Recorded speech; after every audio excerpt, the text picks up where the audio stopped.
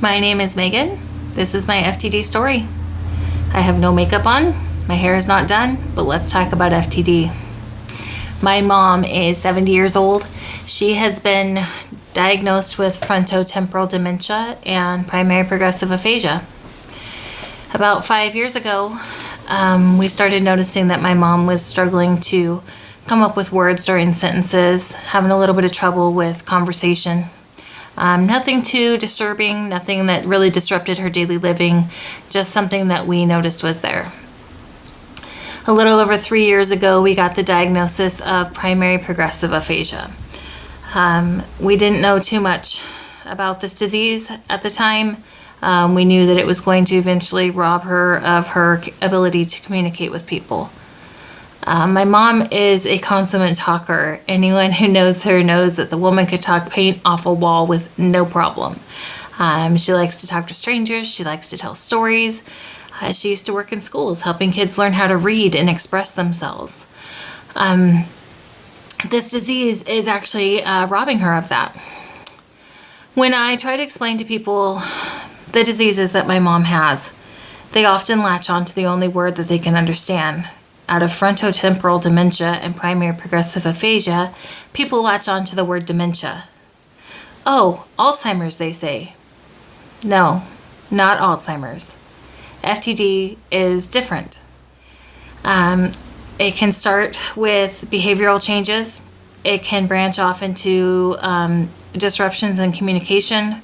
It can go into actual dementia towards the end. My mom first started showing her signs of PPA first before we had to even deal with or even think about the dementia aspect. She was struggling to write numbers, so she stopped writing personal checks.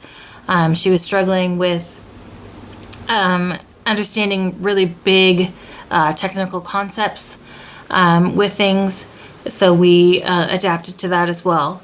In the last 6 months, the dementia part has really strongly started to come into play. We had to have her driving privileges revoked because she'd get distracted when she was driving, or she'd go out for groceries, not return for 5-6 hours, and not able to tell us where she was or what she'd been doing. Removing her driving privileges was not only for her safety but for ours as well, and as people in our community. Recently, the aphasia and the dementia are taking more of my mom away from me. My sisters and I struggle to come into the reality of the situation. I'm on the front lines here. I help my parents out a lot. It's my honor to do so.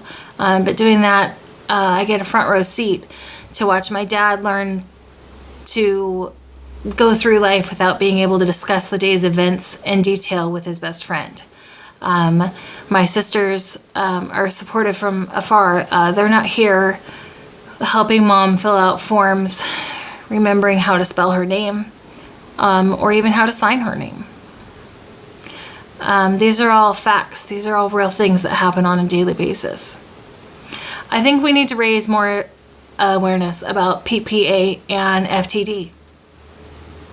A lot of the other diseases get a lot of big play, but FTD I think is more prevalent than we really truly know.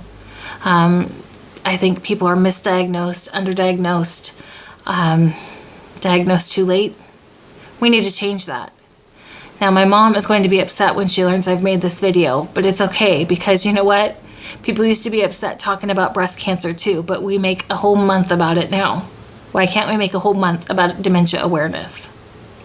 This is FTD Week, FTD Awareness Week from the Association for Frontotemporal Dementia and Degenerative Diseases. I hope this video helps raise awareness. I hope we can stop this disease in its tracks. There is no treatment, there is no cure, there's nothing that slows it down, there's no definitive timeline of start to finish. All we know is that it's terminal. And the people that we love are going to disappear from our lives. We will do what we can to keep their memory alive, but let's also do what we can to really show support for the AFTD and other associations and organizations that are raising awareness and raising funds for a cure to stop this terrible disease. I truly hope this disease does not have to affect your family the way that it's affecting mine.